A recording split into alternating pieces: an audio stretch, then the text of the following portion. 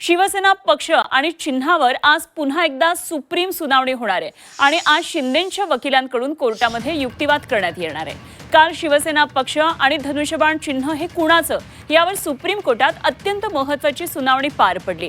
सरन्यायाधीश सूर्यकांत, न्यायमूर्ती जयमाल्या बागची आणि न्यायमूर्ती व्ही मोहना यांच्या त्रिसदस्यीय खंडपीठासमोर उद्धव ठाकरे यांच्या पक्षाचे वकील कपिल सिब्बल यांनी अत्यंत आक्रमकपणे युक्तिवाद मांडला।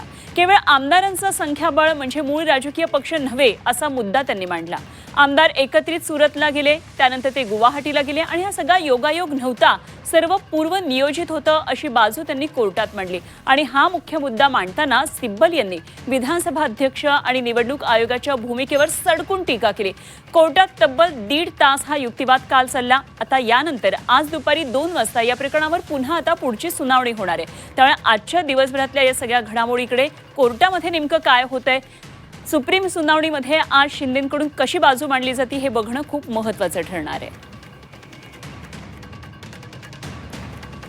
तर देशाच्या संविधानावर विश्वास आहे असं खासदार संजय राऊत यांनी म्हटलंय। यांचा खेळ कायदेशीररित्या मार्गानेच आटोपतोय, आमच्या मनामध्ये शंका नाही। शिंदेंचा फोटो पोस्ट करत राऊतांनी हे ट्विट केलेलं आहे।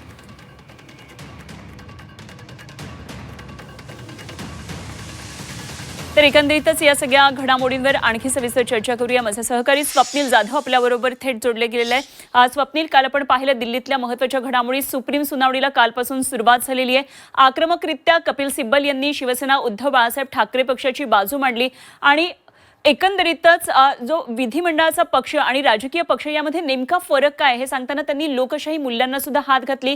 त्यानंतर भाजपचं नाव सुद्धा कालच्या सुनावणीमध्ये थेट कपिल सिब्बल यांनी घेतलं। एकंदरीतच आजचा दिवस सुद्धा तितकाच महत्त्वाचा असणार आहे।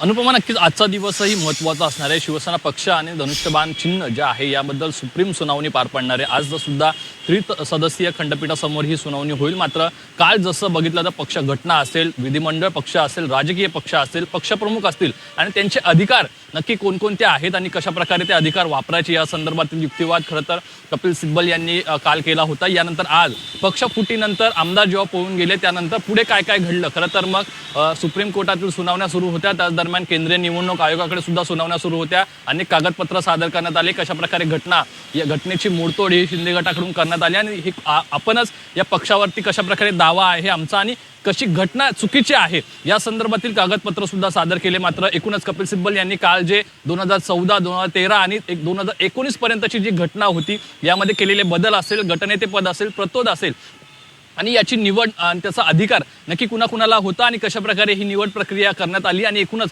एकनाथ शिंदे हे स्वतः या घटनेमध्ये होते, तिथे गटनेतेपदी होते, त्यांना नंतर हटवण्यात आलं, प्रतोद पदावरून हटवण्यात आलं। अशा प्रकारचे अनेक जे युक्तिवाद आहे तो काल कपिल सिब्बल यांनी केलेला आहे। मात्र एकूणच जी महाशक्ती आपल्या सोबत असल्याचं वक्तव्य जे एकनाथ शिंदे यांनी केलं होतं त्या संदर्भातील सुद्धा उल्लेख हा कपिल सिब्बल यांनी सुप्रीम कोर्टामध्ये केलेला आहे। त्यामुळे पक्ष विरोधी कारवाई झाली असल्याचा सुद्धा कपिल सिब्बल यांनी हा मुद्दा मांडलेला आहे। तसेच 10 शेड्यूलनुसार काही घटना या घडलेल्या आहेत, काही आमदार खासदार गेलेले आहेत आणि एकूणच पक्षावरती दावा ठोकलेला आहे। हे फक्त शिवसेनेच्या संदर्भात नाही तर महाराष्ट्रामध्ये, देशामध्ये अशा बऱ्याच घटना घडत आहेत। त्यामुळे कुठेतरी लोकशाही संदर्भातील सुद्धा प्रश्न हे कपिल सिब्बल यांनी उपस्थित केले, यावरती कोर्टाने सुद्धा काही निर्देश नोंदवलेले आहेत। मात्र आज पुन्हा आपण बघितलं तर एकूणच ज्या आमदारांना पक्षाचं चिन्ह आणि एकूणच शिवसेनेचं नाव जे देण्यासंदर्भातील केंद्रीय निवडणूक आयोगाचा निर्णय असेल तो कशा प्रकारे घेण्यात आला आणि कोणकोणते कागदपत्र, त्याचप्रमाणे विधानसभा अध्यक्षांनी घेतलेले निर्णय या संदर्भातील युक्तिवाद हा आक्रमकरित्या होऊ शकतो आणि यानंतर मात्र शिंदे गटाला आज वेळ दिला जातो का हे पाहणं महत्त्वाचं आहे। मात्र पुन्हा शिंदे गटाला वेळ देण्यात येऊ शकतो। त्यामुळे महत्त्वाच्या आजच्या दिवसामध्ये कपिल सिब्बल नवीन मुद्दे काय मांडणार याकडे सर्वांचं लक्ष लागून राहिलेलं आहे। निश्चितच स्वप्नील, धन्यवाद दिलेले आहे सगळ्या सविस्तर माहितीसाठी आणि निश्चित आणखी काही डिटेल्स अपडेट्स येतील आपल्याकडे आणि यावर आपण जरूर चर्चा करूया। तुर्तास धन्यवाद। स्वप्नील जाधव आमचे प्रतिनिधी आपल्याबरोबर होते।